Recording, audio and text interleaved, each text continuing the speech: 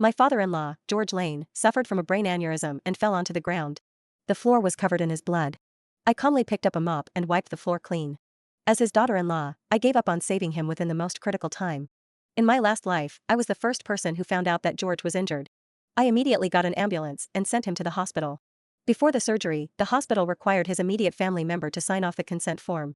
However, when I asked my husband, Brian Lane, to come to the hospital to sign that document, he thought that I was acting out of jealousy because he was spending time with his first love. He thought I was making an excuse to get him home, so he refused to go to the hospital. In the end, George passed away as he did not receive the treatment on time. Brian did not manage to see George for the last time, and he blamed it all on me. He then hacked me to death. It's your fault.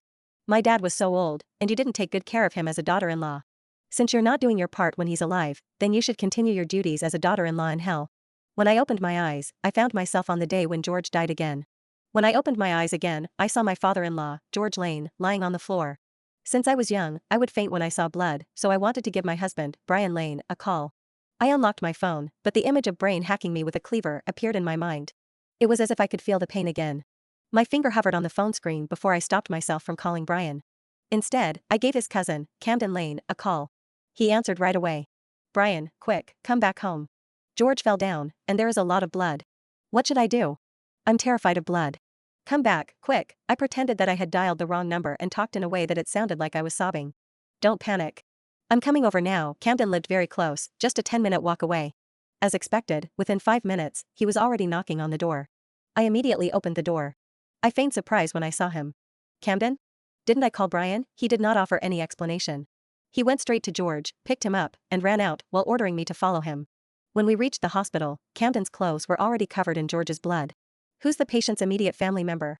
The patient's condition is critical, so we need his immediate family member to sign a consent form. The nurse rushed out from the emergency room with a consent form in her hand.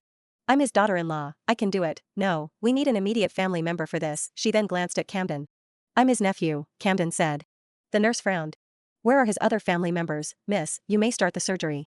I'll contact his son. The nurse went back into the emergency room with the consent form. I took out my phone and called Brian before Camden. He did not pick up my call. I tried again, but he hung up on me the second time.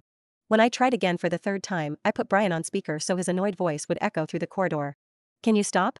Are you dying? Why are you bombarding me with calls? He sounded as cold and distant as he was in my last life. My eyes turned cold when I recalled the images of how he killed me in my last life. However, I had no choice but to act. Brian, your father just fell down and is bleeding profusely. The hospital requires his immediate family member to sign the consent form for surgery. Can you quickly come over to Peace Hospital? Brian yelled at me after hearing that. Just send him to the hospital. Why are you calling me? I'm not a doctor. You know that I'm with Don Richards, so that's why you're calling me. Right? I'm telling you this won't work on me. Are you useless? Can't you survive without me? After he said that, I heard a woman crying next to him. Brian, I'm scared. Without waiting for me to respond, Brian hung up on me. Everyone looked at me in sympathy. I clenched my fists until my knuckles turned white. I smiled bitterly. Camden was furious. He started pacing back and forth before the hospital ward with his arms crossed. He soon said, call him again. I don't believe that a woman would be more important to him than his own father. I did the same thing in my last life. However, back then, I was hiding in the stairwell while making my call. This time, everyone at the scene were my witnesses. Upon hearing Camden's suggestion, I made another call in front of everyone. Unexpectedly, Brian declined my call. When I tried calling again, I realized that he had already blocked my number. I looked anxious with tears streaming helplessly down my cheeks, but on the inside, I was secretly relieved. I collapsed on the corridor chair. Camden ran his hand through his hair and cursed loudly. Then, he took out his phone and gave Brian a call with trembling hands. I looked up gratefully at him. Brian answered the call, and Camden immediately scolded him. Brian, I don't care where you are or what you're doing, come to Peace Hospital right now. It was noisy over Brian's side, as if he was in a crowded place. Camden? Lindsay Parker is insane. She actually managed to convince you to lie to me. Forget about Lindsay, why are you conspiring with her? I really have urgent things to attend to now and don't have time for this nonsense. I can't believe she got you too. Can't she be more independent? I need to go, bye. Camden was about to say more when Brian hung up on him without any hesitation. Camden stared at his phone, then started to spam Brian with more calls. However, he only heard the robotic voice of voicemail. In the end, Brian also blocked Camden's number. I was crying with my face pressed into my palms. In truth, I was afraid that the others may accidentally see my smile. The nurse stationed at the counter sighed. She felt helpless, but passed her phone to me. You can use my phone to call him. It's a person's life on the line. I took the phone and looked at her gratefully. Brian answered the call right away, but when he heard my voice, he started yelling at me. What the hell do you want from me? If you want to die, be my guest. Can't you survive without me? I feel disgusted when I hear your voice. I'm going to divorce you when I go back. I really can't stand you anymore. He hung up right after. Everyone who had extended their sympathy toward me were angry. He's such a useless son.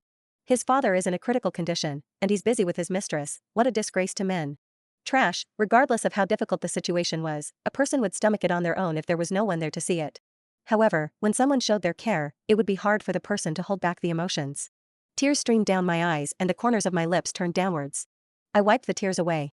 A woman that had witnessed the entire encounter passed me a tissue and a name card. It was from a divorce lawyer named Eleanor Newman. I wiped my tears with the tissue and slid the name card into my pocket. After a long wait, the surgery was over. The doctor walked out of the surgical room and took off his mask. He shook his head toward Camden and I. He was too old, and he had lost a lot of blood. We tried our best. After saying that, he walked past us. Brian should have been the one to deal with George's funeral arrangements, but Camden refused to contact him. He failed as a son and isn't worthy of being George's son. I feel so sorry for George. He poured out his heart and soul to take care of Brian when he was growing up, but he got nothing in return. Camden was extremely furious. He was the most educated and capable member of the Lane family, so no one dared to object to his decision. Camden and I contacted the funeral services. I thought Brian would not show up at all, but he appeared in the end. It was the day of George's burial. We were about to head toward the burial spot when we heard Brian's roar. Lindsay, get out here. Who asked you to do this? In order to force me to return, you conspired with the rest of the family? What nonsense. When I saw Brian, an overwhelming fear stemming from my last life overpowered me. I started shaking while holding George's photo. Tears started streaming down my face uncontrollably. Enough. We called you nonstop back then, but what did you say? You were with your lover and weren't willing to listen to us. Who are you putting this show up for now that you're back? Get lost. You're no longer a member of the Lane family. Get out. This was the first time I saw Camden this angry. Camden, what did Lindsay say to brainwash you like this? No, I'm going to talk to my dad. How could he let Lindsay do this?